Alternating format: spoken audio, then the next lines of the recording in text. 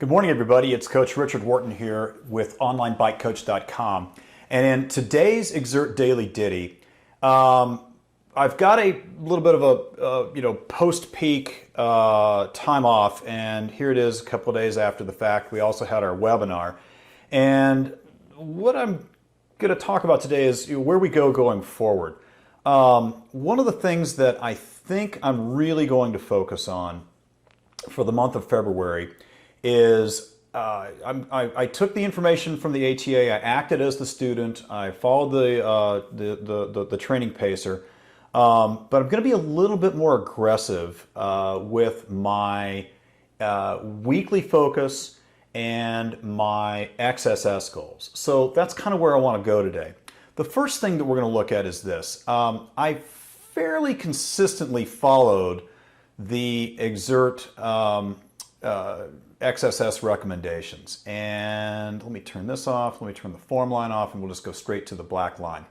And as you can see, yeah, I took a few days off here and there, and that was because I was fatigued and had some other distractions every once in a while. But honestly, this has been a pretty decently good campaign of increasing my load.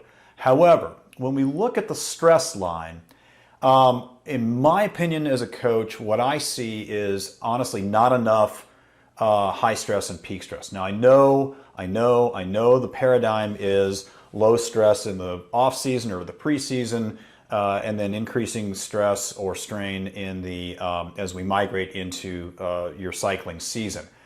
I've always taken a bit of a contra-orthodox approach to that.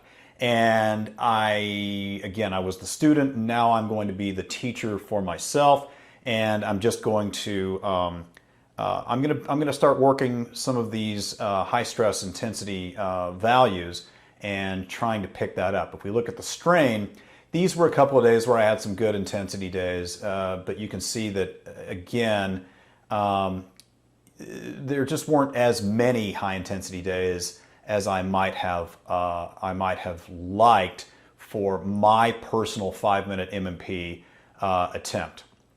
And so I took a couple of days, let's see, I tapered, then yesterday I had a decently good day. Now, one of the things I'm also going to do is this.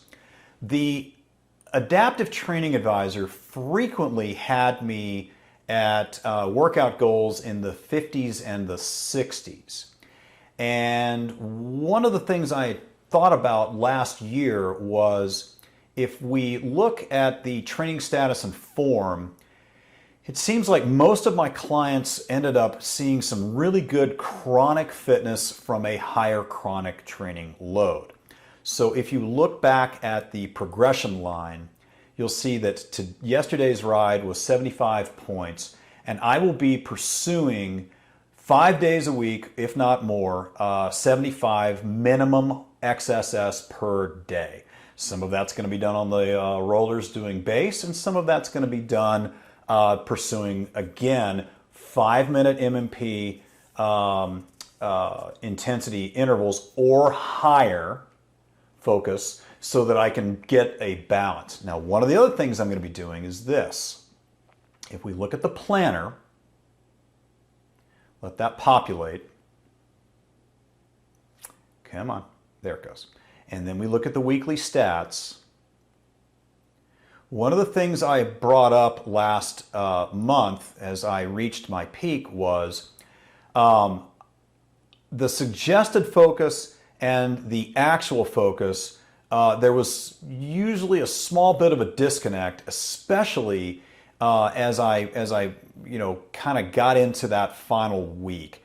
And it looks like they're working now, but again, that number was not, it didn't seem to work the way I expected it to in December and in January and other times. And I know that there's evidence that I've got that shows a little bit of a different weekly focus and suggested focus. So anyway, let's fast forward it a little bit. Breakaway specialist, fast forward, and I've set a new February 28th date, breakaway specialist.